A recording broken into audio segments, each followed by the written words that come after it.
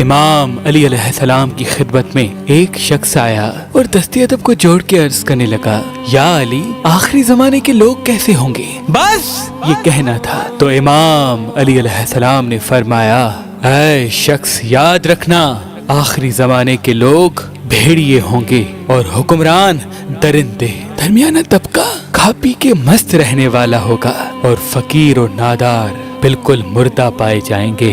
سچائی تب جائے گی، جھوٹ ابھر آئے گا، محبت صرف لفظوں اور زبان تک محدود رہے گی اور لوگوں کے دلوں میں ایک دوسرے کے لیے رنجشیں ہوں گی۔ وہ منہ پہ تعریف کریں گے اور دل میں ایک دوسرے کے لیے نفرت رکھیں گے۔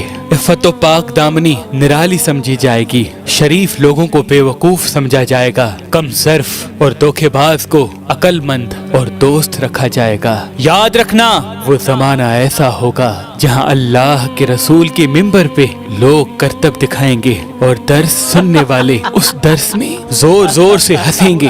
یاد رکھنا، وہ زمانہ ایسا ہوگا جب انسانوں کے ضمیر مردہ ہونے لگیں گے، انسانوں کے نزدیک سوائے دولت اور خواہشات کے کچھ واضح نہ ہوگا۔ وہ ہر انسان کی شخصیت کو دولت کے ترازو میں تولیں گے۔ اس دور کے انسانوں کے نزدیک کردار کی خوبصورتی سوائے ایک مذاق کے کچھ نہیں ہوگا، اور یوں انسان اپنے ہاتھوں سے اپنی روح کو کمزور کرنے لگیں گے۔ ان کی غذا سے لے کے آب و ہوا تک ہر چیز میں ملاوٹ ہوگی۔ تو وہ کہنے لگا، یا علی، جب وہ زمانہ آ جائے تو مومن کیا کرے؟ امام علی علیہ السلام نے فرمایا، اس وقت مومن کو چاہیے کہ وہ ہر رات سونے سے پہلے حساب و کتاب کرے کہ پورے دن میں کتنی نیکیاں کی اور کتنے گناہ۔